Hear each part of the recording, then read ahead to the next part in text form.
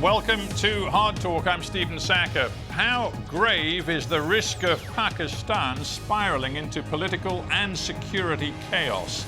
Terror attacks continue to impose a heavy toll, whilst the nation braces for a potentially destabilizing election season. And at the heart of the political turbulence, my guest today, former Prime Minister Imran Khan, currently facing close to 200 charges which threaten his PTI party's ability to mount an electoral challenge. Has Pakistan's populist political star been outmaneuvered by the generals who once backed him?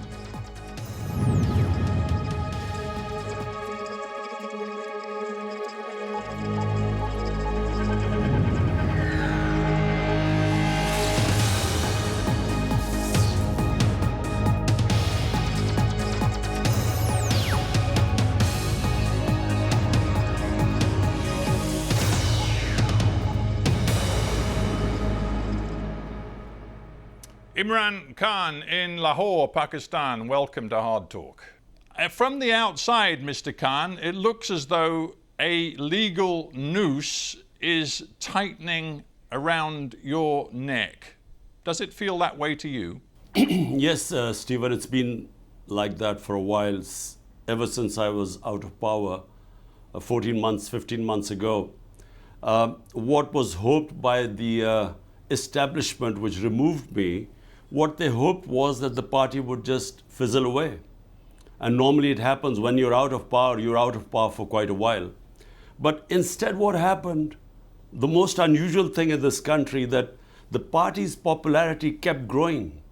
And then in the by-elections that took place, out of 37 by-elections, my party swept 30 of them. And this is despite the establishment backing the government parties. So since then, the attempts are being made to knock me out of the game. I had 2 assassination attempts on me, and apart from that, now I have close to my double century, almost 200 cases, and the whole attempt is to either imprison me or disqualify me, or both. Yeah, you talk about being knocked out of the game. Isn't the reality, now that there are these pretty much 200 cases against you, which include a whole range of charges? The corrupt misuse of official gifts is one, contempt of Pakistan's election commission is another, but then there are others which include, as I understand it, sedition, blasphemy, and one case which even alleges your involvement in a murder. It's becoming so complex and so serious that frankly you don't have time for anything else. Well, you forgot to mention there are about 60 or 70 terrorism cases against me.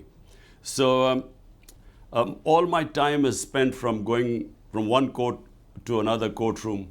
I have made in 2 months over 350 court appearances, and my legal team is busy fending off one case after the other. But the thing is, nothing sticks because these are frivolous, bogus cases. And what now they are planning to do is to have military courts. And this is right now in the Supreme Court, whether the courts will allow military courts or not. And the objective of the military court is that there I certainly will be sentenced. Mm. Your contention, I guess, is that you're guilty of absolutely nothing. Is that it? Absolutely nothing. Look, Stephen, someone till the age of 70 never had one criminal case against him. In the last few months, how can you have 200 criminal cases? And here's someone who this country knows for 50 years. You know, I'm not someone who this country doesn't know, not just as a cricketer, as someone who has done the biggest charitable projects in our history, who people give more money than anyone in our history, so who trust them, who trust with their money. So people don't believe this. And as a result, according to the opinion polls, rather than the popularity going down, it is just going further up. Mm. I'm sure you're familiar with the notion of karma and the phrase, what goes around comes around.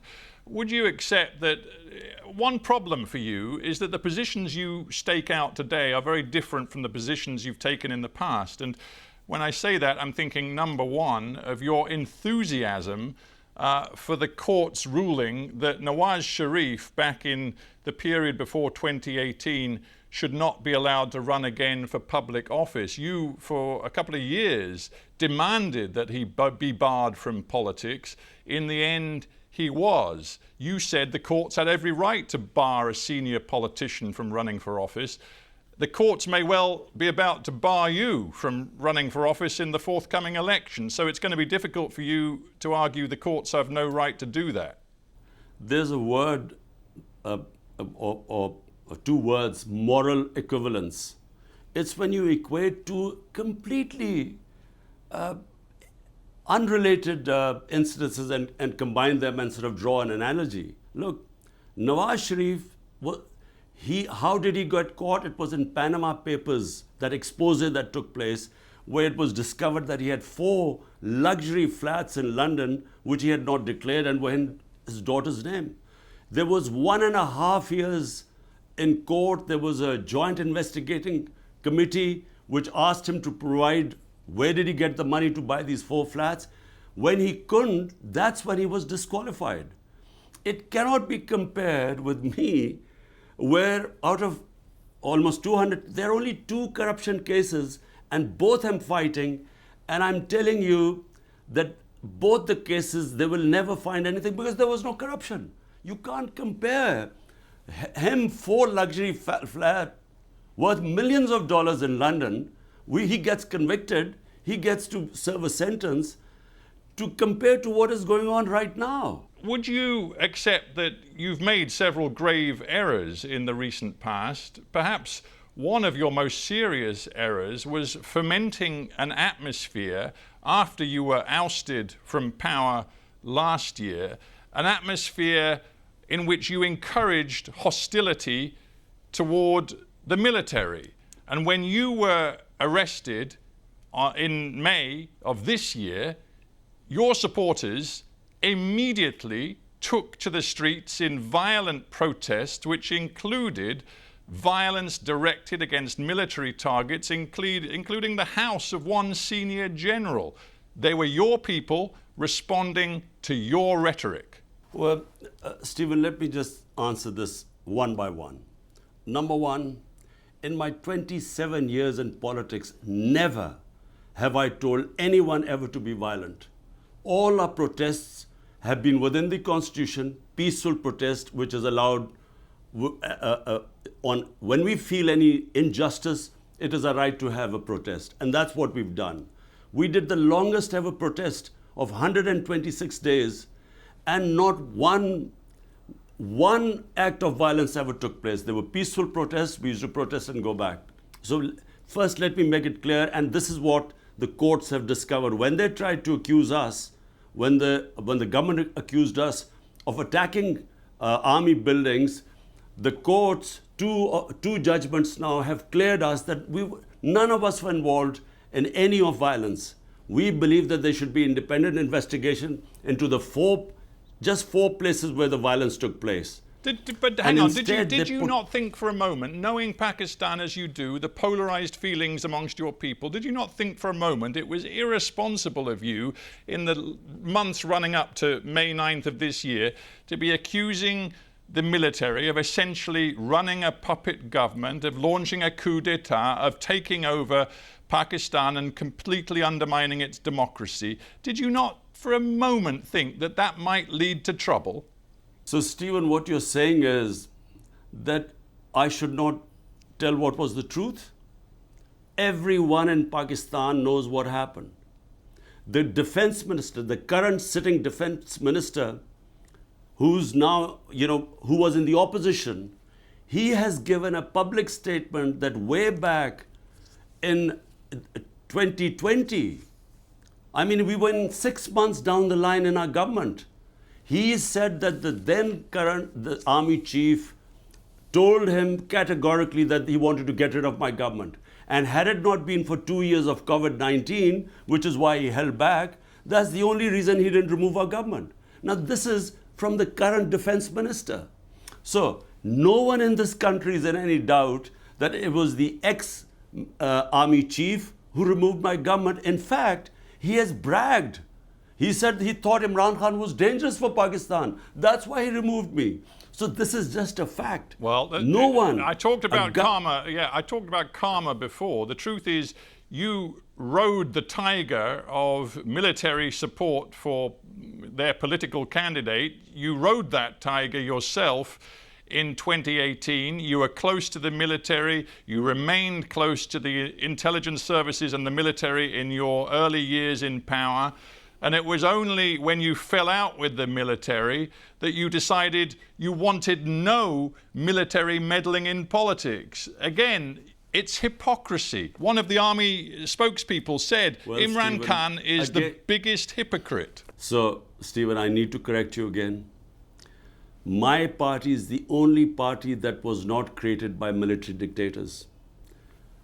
People's Party, Ayub Khan, the first dictator, Zulfikar Ali Bhutto was his minister for 8 years before he left his government and then created the party. Nawaz Sharif was manufactured by General Ziaul Haq. He was a businessman. My party started from zero. 22 years I built my party from scratch. And then, if in 2018 the army backed us, then how come, then despite the establishment openly going against us, trying to dismantle us, how come after we are out of government, we win 30 out of 37 by-elections? How come that has happened? Because the establishment, everyone knows, is standing with the government. So how come we sweep all the by-elections? So clearly we did not come into power because of the army. Where you're right, the army did not oppose me in 2018. That's where you're right. But in 2013, the military establishment backed Nawaz Sharif, brought him into power. That's why we did this protest for 126 days, because we wanted the audit of the elections, because we knew the elections were rigged. But when in 18 we came into power, we asked the opposite. We asked them to open the elections because we knew we had won free and fair elections. Isn't the truth, though, that you believed after you lost that vote of confidence in 2022, you believed you could use people power to force the army to come back to you, in essence, and you were wrong. And going back to what happened in May 2023, when your supporters went to the streets, they committed that violence, including against key military infrastructure, you basically crossed a red line that even supporters of your own PTI party, even former friends and colleagues in your government, say is on you. It's your responsibility. To quote your former defense minister, Pervez Katak, he says, all of the political representatives of my new party hold Imran Khan responsible for the tragedy of May 9th. He said Imran Khan's anti-state agenda has been rejected by the masses and his own party's former leadership. Now, Stephen, let me answer this question because it's very important. What happened on the 9th of May? On the 9th of May, I'm sitting in the precincts of the Islamabad High Court. I'm on bail of these many cases, so there was no case on me. I get attacked by the commandos, not by police, by commandos. There are visuals which have gone all over the world. I was attacked. My guards were beaten up, and I was abducted from there, confirmed by the Supreme Court, unlawful and unconstitutional. So what did you think the supporters would do? When they saw the army, the commandos picking me up from there, was there not going to be a protest? But remember, when I was shot, and 12 of my other people were wounded, 1 dead, despite that there was no burning, there was no arson. There were peaceful protests, but there were protests without any arson. So how come, this is the big question, when they see me being dragged like the head of the biggest party, abducted, there was going to be a reaction. Now, point is, were we involved in the arson? Arson only took place in 4 buildings. Okay. They put 10,000 of our workers in jail. Now, Stephen, you've got to listen to this. This is very important. This was all pre-planned. The way the police could have picked me up. Why did they need commandos to pick me up and beat everyone up? Because they wanted a reaction.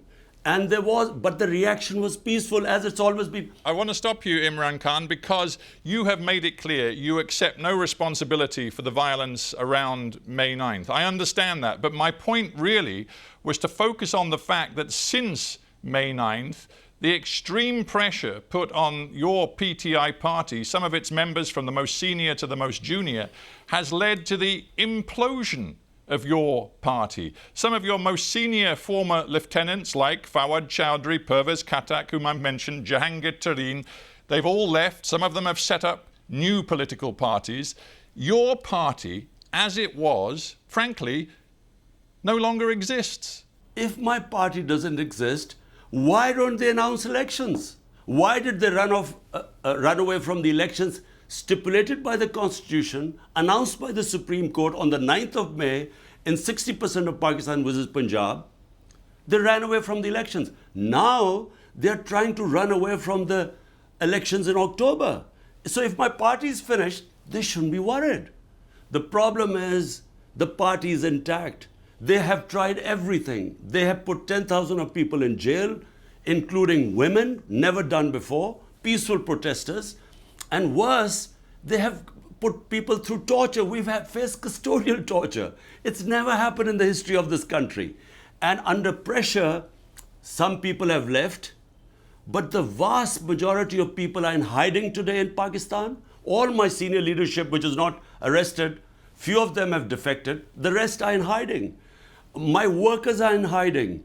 I'm the only one with 1 or 2 other guys who are not in hiding, but we are more or less house arrested. But that's the point. So, that's the point. I mean, hang on.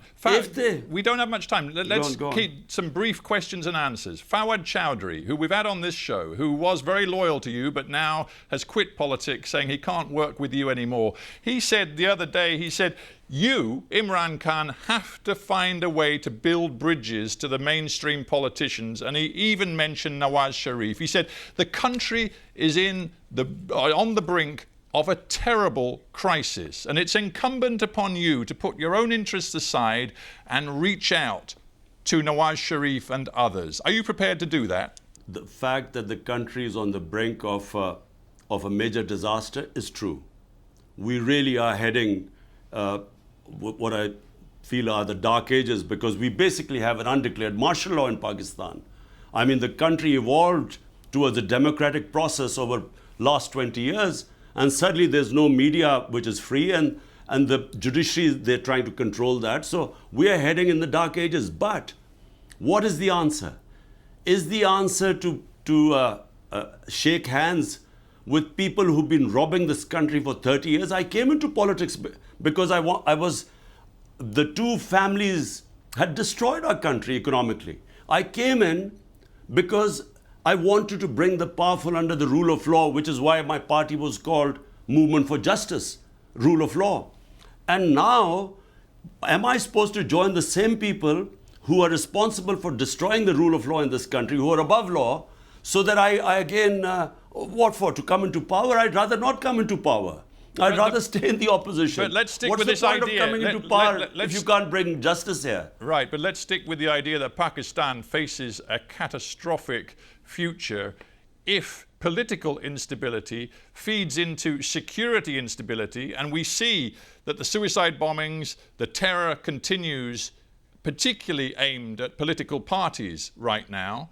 And also we see a potential economic catastrophe with an IMF bailout which just stopped the country defaulting, but which nonetheless leaves Pakistan in a parlous position. Your country can't afford the political chaos that will come if you try to run in the forthcoming election. It just can't afford it.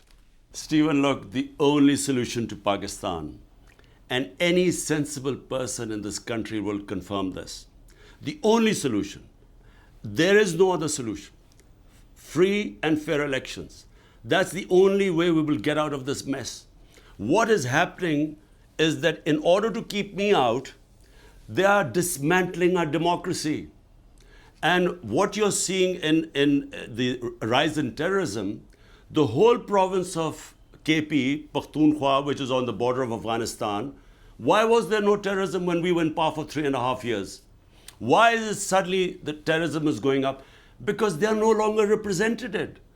The government in Pakhtunkhwa, where the terrorism has started, and in Balochistan, there has been a caretaker government which is not representative of Pakistan, doesn't belong to the people, and that's going there for 8 months. It's illegal, it's unconstitutional. So the answer is free and fair elections. Let the people select their own representatives and then let them sort out the problems of Pakistan. We as a representative government had brought down terrorism in Pakistan. You right now are sitting in Lahore. Every time you try to leave your home, you have to negotiate all of the armed guards and the security that surrounds you. Pretty much your only journeys right now are to the courthouse. You know that you survived an assassination attempt last November, but you've said you expect another one to come. I believe your own children have told you that you ought to get out of politics for your own safety.